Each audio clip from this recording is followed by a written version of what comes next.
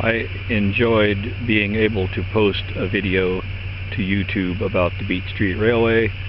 This is going to be a treatise on the battery electric trammer-esque locomotive. We came up with wheelchair motors by default, found out they are quite well thought of by the motion hobby, people making things mechanical, and we stumbled into them, but they are quite robust. So I have two here that are from a wheelchair that was dismantled for parts. We dismantled the first one. These are 24-volt motors with a keyed shaft. The joystick controller may or may not be viable, but we have come to a different method of control, and that's a computer board, 2-channel, 50-amp computer electronic board. Very clever, cost $120. Chris Beecham Electronic Shop whiz bang hooked it up, made it run. We had a joystick controller first. It was not really the best thing ever.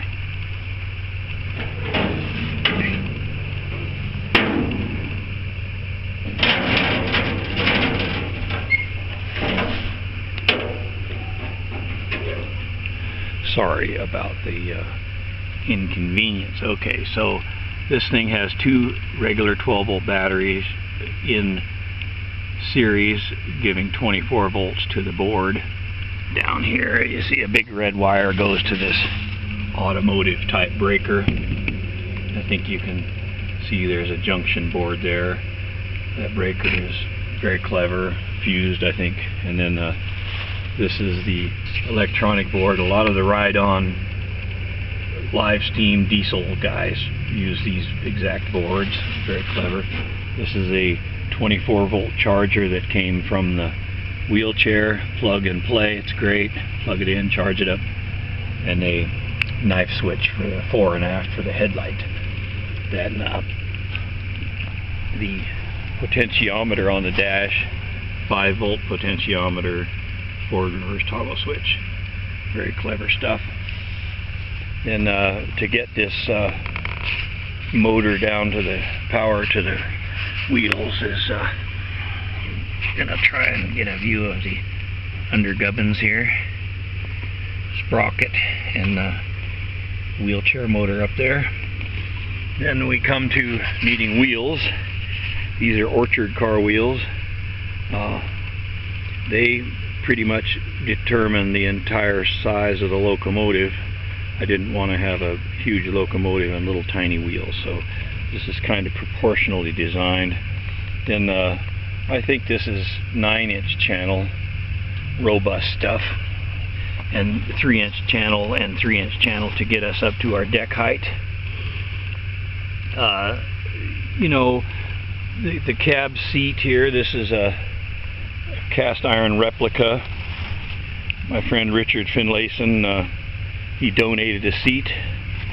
Cost $35 to buy it, $35 to ship it. Very cool cast iron replica Minneapolis Moline tractor seat, and it's mounted on a leaf spring, which gives us some comfortable ride. And then on this locomotive we have a little step here, which is just a piece of rod, it's not rebar, and then this is the mount for the leaf spring, and it's completely adequate. And the crusher screen for the cab deck, and very appropriately a piece of drill rod with a washer for a pin. Then Sandy Coots, another friend, he donated these two tractor headlights, reputed to be 1931 version tractor headlights. They work on 12-volt, soft yellow, very nice, look appropriately rusty. We've left a lot of rust in this thing to make it look like it's the real deal instead of a homemade. And I had one person ask me where'd I get it, which is success, because apparently we fooled the guy, which is kind of a goal, you know. So another tractor headlight, very cool thing. Another piece of drill rod. And the two holes there, I cut those, and I asked Marvin, I said, what are those? And when I cut them, he said, well, they're the holes for the crank start, of course. So he knew, and that's what I intended them as. So that's pretty much the treatise on the battery electric locomotive on the Beach Street Railroad and the bell.